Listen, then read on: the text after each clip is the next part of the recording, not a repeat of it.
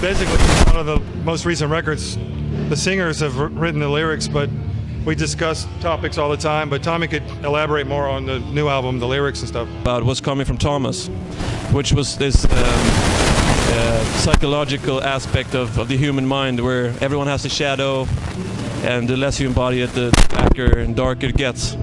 So that was a starting point, and that's one of Carl Jung's philosophies. And then we just kept on discussing, you know, how do we see the world, what is happening in the world, who is ruling and who is obeying in the world, and what are the structures right now. And we could see that there's a little bit of a, you know, there's 1% or 0.5% of the people in the world have all the money and call the shots for the rest of the people without us even knowing, and they kind of rule without, you know, with advertisement, with education, with commercial, religion, war. Everything is just a kind of a game, you know, for them to get what they really want, and that was also very inspiring, you know. And then, but the what do you call it? The purpose of the album, we always have a purpose that is some kind of light at the end of the tunnel, you know, and that is to say to people to look inside instead of look to the outside for answers. You look inside, and you know who you are eventually, and can make up your own mind and make up your own decisions and forge your own happiness. Yeah. For me, I think the philosophy should always be about the new album. We don't want to be, we never want to be like a tribute band. We want to stay relevant.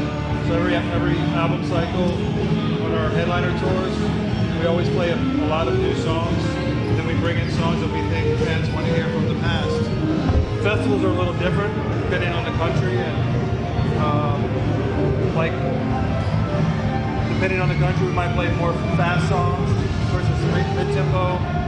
But in general, we always try to focus on the new album and play songs that we think fans want to hear from the past, you know, like March of Mephisto or what have you. But it's a little bit of a difficult balancing act, but I think we've managed pretty well so far.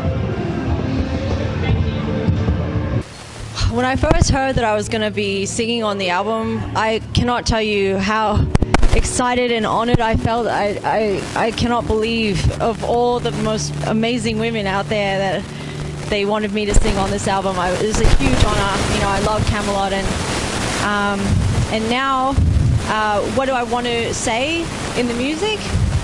Oh gosh, I guess I would love to show.